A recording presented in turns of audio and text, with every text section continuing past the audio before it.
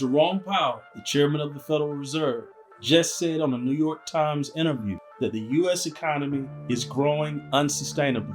One of the reasons why he said this is because the United States continues to increase its debt, even though the debt is already higher than the GDP. If we stay on the path where the federal government continues to spend more money than it takes in, eventually the debt will be so high that we won't be able to repay it. Let's take a deep dive into this so we can better understand what's going on. Welcome to the Mr. Wilson's Got a Headache podcast. I'm your host, Dennis Dimash. Do me a favor, like the video, share the video, and subscribe to the channel. And also make sure you let me know what you think about this topic in the comment section. Check this out. Quote, the U.S. federal budget is on an unsustainable path. The debt is not at an unsustainable level, but the path is unsustainable. And we know that we, the Federal Reserve Bank, have to change that. Why did he say this? Because the United States national debt just passed $36 trillion for the first time ever, which means that the United States government keeps spending money that they don't have. And they're spending this money, hopefully, to stimulate the economy. But Jerome Powell is saying that it's stimulating our debt levels, creating a big bubble, while not stimulating the economy enough. Now, this comes at an interesting time because the stock market is breaking new record highs.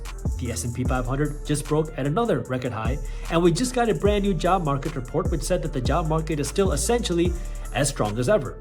It said that our job market in the United States added more jobs than expected, so a lot of economists were very happy about this job market report, although if you ask a lot of people in the streets, they'll tell you that the job market is not that good. But focusing on the data, this is where Jerome Powell is saying you're missing something. Although the job market data is good, he's saying it's not good enough. Because we have this very large national deficit, meaning the United States government is spending a lot of money that they don't have, which should be stimulating the economy even more, but it's not. In 2024, we are going to have the third largest national deficit in the history of time. That means the United States government is going to spend a lot of money that they don't have. They're going to spend a lot of money that they did not generate from taxes. This is money that the Federal Reserve Bank has to print and then lend to the United States government. And if the government is spending all this money on, we'll call it construction and infrastructure and the military and healthcare, this should be creating more jobs. But it's not creating enough according to the Federal Reserve Bank. And this is where he says that we have to start changing things. So there we have it. The U.S. government is spending more money than it takes in. Now we're about to go into Christmas. And the reason why I bring this up is because I want to tie this into something that I believe most of us have seen. Christmas when I was younger was more about religious beliefs than it was just gifts. But since I was a kid, it has literally turned into something that is so superficial that Americans are willing to take loans out just to provide a good Christmas and make sure that everybody gets everything they want.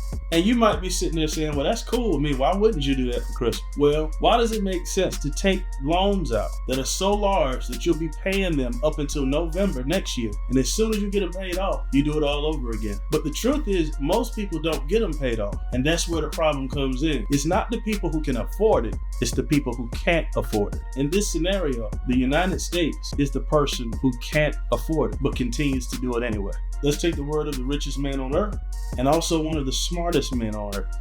Check this out. You might be wondering what on earth this has to do with politics. Nothing, actually, like nothing. But here's what I want you to try to visualize.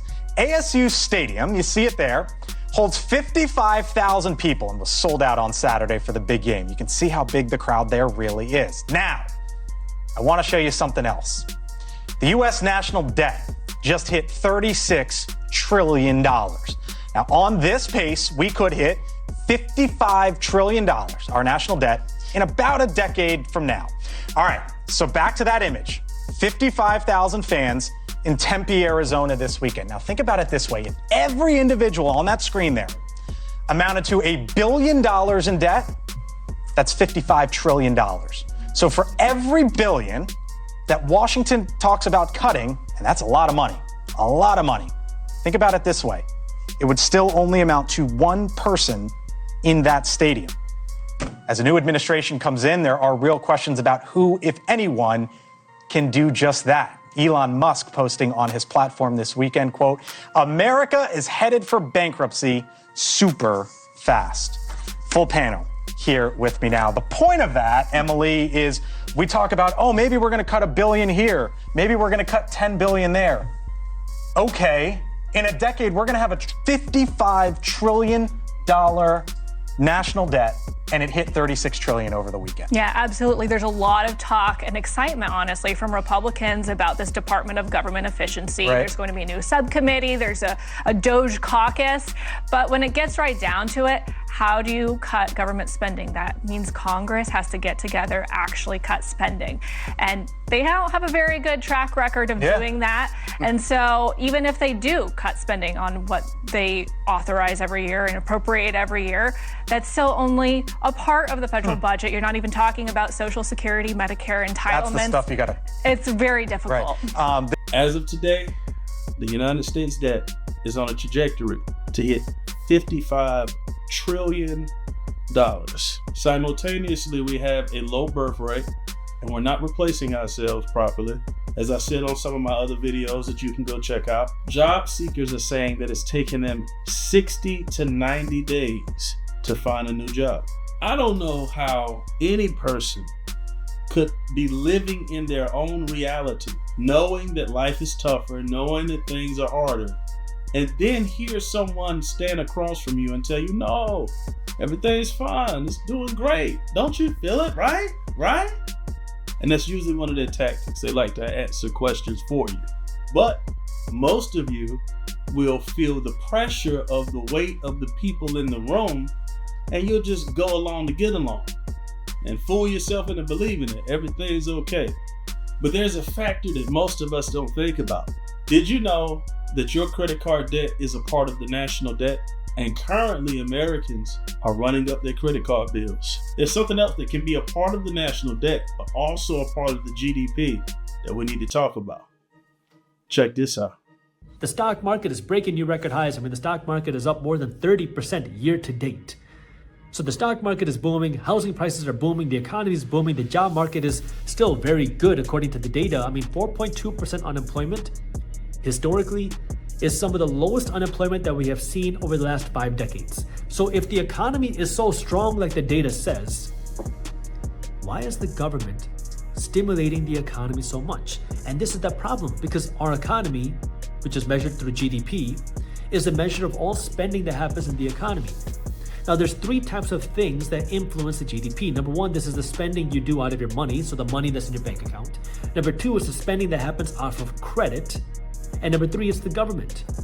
Because when you go to Chipotle and you buy that extra guac on your Visa, Chipotle doesn't care if you're spending money that's in your bank account or if you're financing that guac. They just care that you swipe your credit card.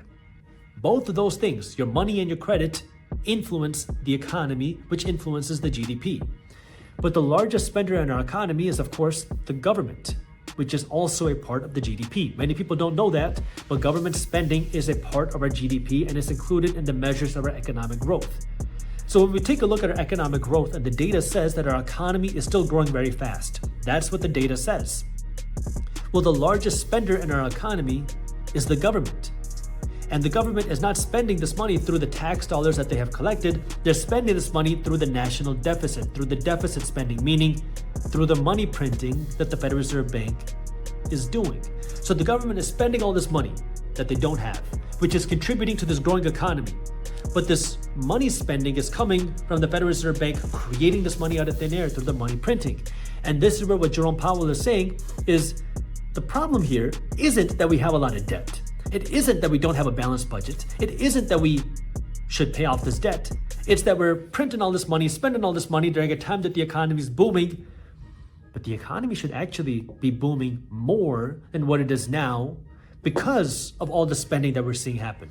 The Biden administration expected for the Trump tax cuts to drop if they would have won this election. But that still doesn't excuse you being frivolous with money while you didn't have the extra revenue. But the biggest thing that contributes to our GDP is government spending. The federal government has been trying to stimulate the economy, and according to the Fed, it hasn't been working as well as it worked in the past. And now the Fed is changing its tone about the state of the economy. So the question is, if you know that something's not working, are you going to do it again? Or are you going to make an adjustment? Most entrepreneurs are saying that this is the hardest time that they've ever had running their business. And most new business owners are failing at rates that are higher than before. All of these signs show that the economy is not quite as great as people are saying it is. Comment section is open. I want to hear from you. And as always, I'll see you on the next video.